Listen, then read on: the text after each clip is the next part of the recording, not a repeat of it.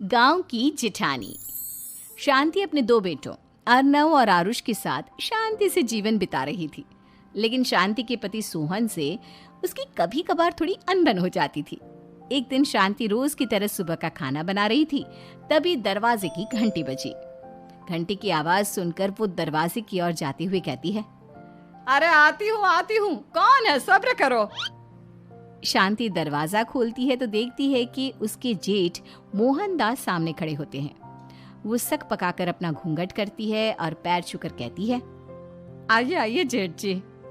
कैसी हो शांति?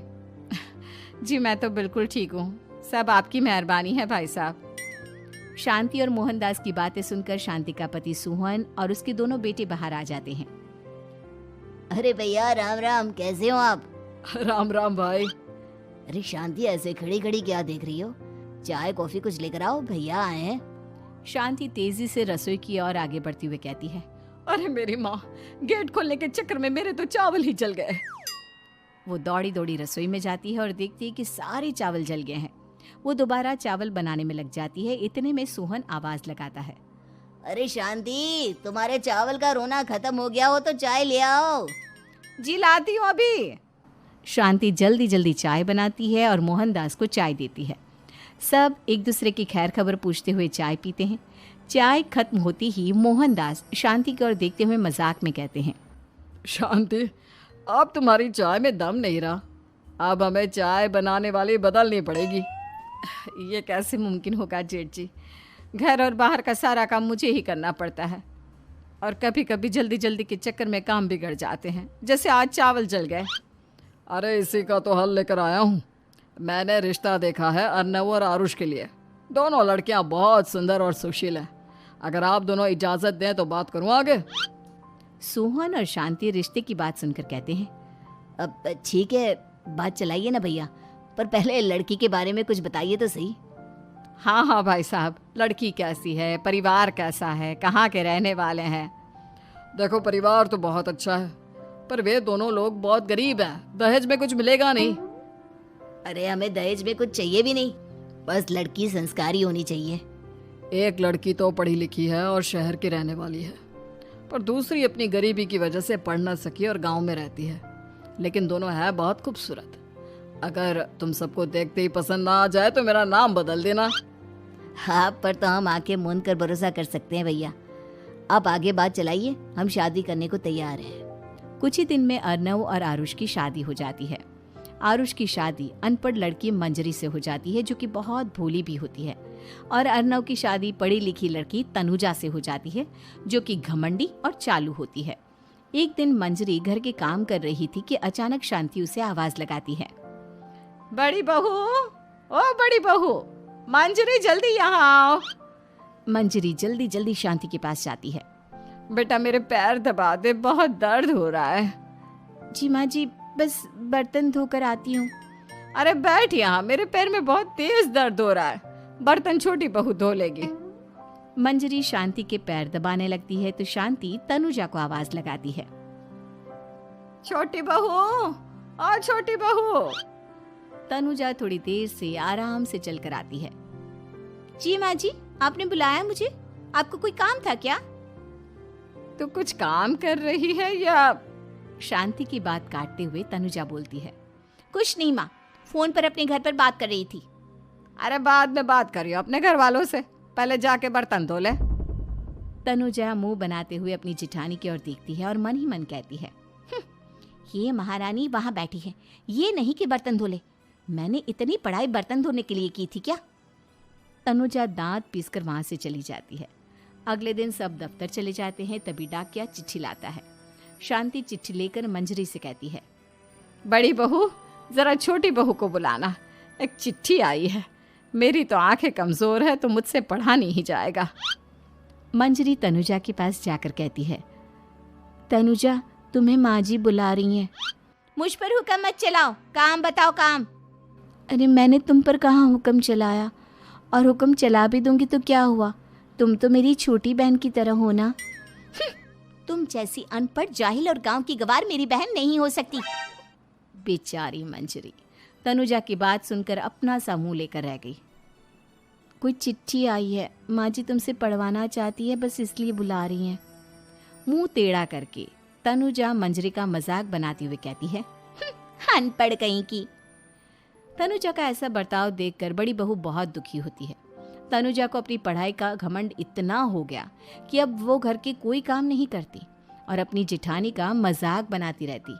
तनुजा का ये बर्ताव अब उसकी सास को भी नजर आने लगा था। एक दिन शांति ने अपनी बड़ी बहू से कहा, मंजरी, तनुजा हर समय तुम्हारा मजाक उड़ाती है, तुम्हें गुस्सा नहीं आता क्या? आता तो है माँ जी, लेकिन मैं क्या करूं? जब भी उसे कुछ बोलती हूँ वो और भी जली कटी बातें मुझे सुनाकर चली जाती है। मैं उसे अपनी छोटी बहन की तरह प्यार करती हूँ, लेकिन उसके दिल में मेरे लिए कोई इज्जत नहीं। बहू, तूने वो कहावत सुनी है, जुल्म करने वाले से ज्यादा जुल्म सहने वाला अपराधी होता है। मंजरी अपनी सास का इशारा समझ जाती है। वो अपनी देवरानी को सबक सिखाने की ठान लेती है और एक दिन शांति अपनी दोनों बहुओं के साथ बैठी थी तो शांति अपनी बड़ी बहू से पूछती है, अरे बहू, शाम होने को है, कुछ सोचा है क्या बनेगा खाने में? माँ जी, मेरे तो सर में बहुत दर्द है आज। मेरी प्यारी देवरानी ही कुछ अंग्रेजी खाना बनाकर खिलाएगी। सुना है पढ़े लिखे लोग अंग्रेजी खाना बहुत अच्छा बनाते हैं, क्यों तनुजा? इतना कहकर मंजरी अपनी सास की ओर देखकर मुस्कुरा दी। तनुजा अपनी तारीफ सुनकर बहुत खुश हो गई। इतने में शांति कहती है, ये तो सच बात है छोटी बहू, ये तो मैंने भी सुना है। हम भी पक गए हैं बड़ी बहू के हाथ का खाना खा खा कर। तनुजा, तुम्हारी माँ भी तो तुम्हारे खाने की बहुत तारीफ करती हैं। आज हमें भी खिला दो कुछ अच्छा सा बनाकर। शांति की बात सुनकर छोटी बहू और आसमान पर चढ़ गई, पर उसे ये कहाँ पता था कि उसकी सास और जेठानी उसे सबक सिखाना चाहती हैं। तनुजा अपनी तारीफ सुनकर खुश तो बहुत होती है, पर सोचने लगती है, मुझे तो कैसा भी खाना बनाना नहीं आता। अब मैं क्या करूंगी? अगर मैंने इनको सच बता दिया तो मेरी सारी इज्जत मिट्टी में मिल जाएगी। अरे छोटी बहू, क्या सोच रही हो? खिलाओगी ना अपने हाथ का अंग्रेजी खाना? छोटी बहू हाँ में सर हिला देती है। अचानक से उसके दिमाग में एक आइडिया आता है। मैं इंटरनेट से देखकर कुछ बना लेती हूँ, मेरी वाहवाही पूरे घर में हो जाएगी। मुझे कौन सा रोज रोज बनाना है। माँ जी, आज आप सबको ऐसा खाना खिलाऊंगी कि। इतने में शांति छोटी बहू की टांग खींचते हुए कहती है कि पता नहीं कैसा खाना खिलाओगी। ए ऊपर वाले, हमारी रक्षा करना। इतना बोलकर शांति और मंजरी दोनों जोर जोर से हंसने लगते हैं। अब तनुजा रसोई घर में चली जाती है और खाने की तैयारी करने लगती है, पर उसे रसोई घर की चीज़ों के बारे में तो कुछ नहीं पता।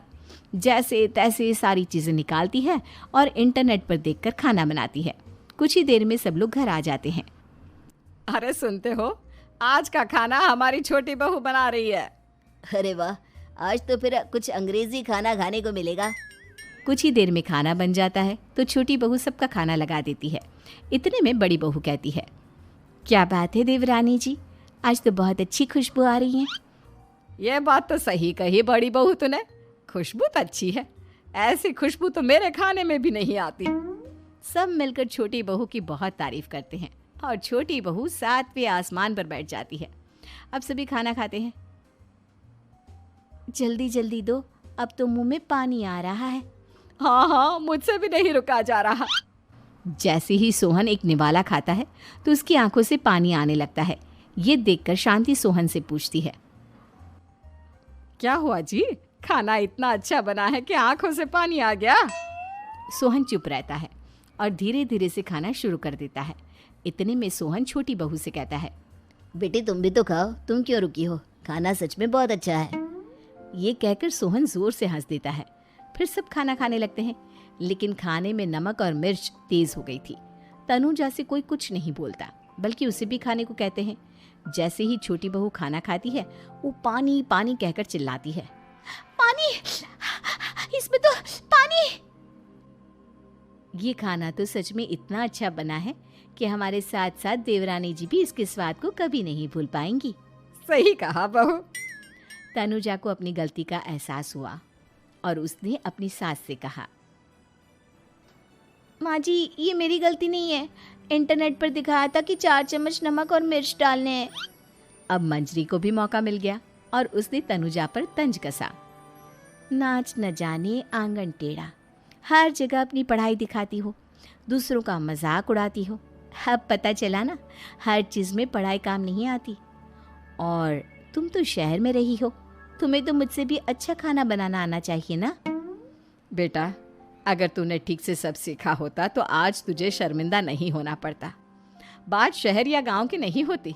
मंजरी गांव से आई है, लेकिन उसे घर का काम करना और खाना बनाना सब अच्छी तरह से आता है। तुम शहर में रही हो, तुमने ये सब क्यों नहीं सीखा? छोटी बहू सर नीचा कर सबसे माफ़ी मांगती है और बहुत शर्मिंदा होती है। दीदी मुझे माफ़ कर दो, मैंने आपको बहुत बुरा भला कहा, पर आपने मुझे हमेशा ही माफ़ किया। आज मुझे अपनी गलती का एहसास हो गया है। अब दोनों बहुएं मिलकर घर का काम करने लगी और एक दूसरे को अपने गुण बांटने लगी। मंजरी ने अपनी देवरानी को खाना बनाना और घर का काम करना सिखाया, वहीं तनुजा ने भी अपनी जिठानी को पढ़ना लिखना सिखाया। शांति और सोहन ऐसी बहुएं पाकर बहुत खुश थे।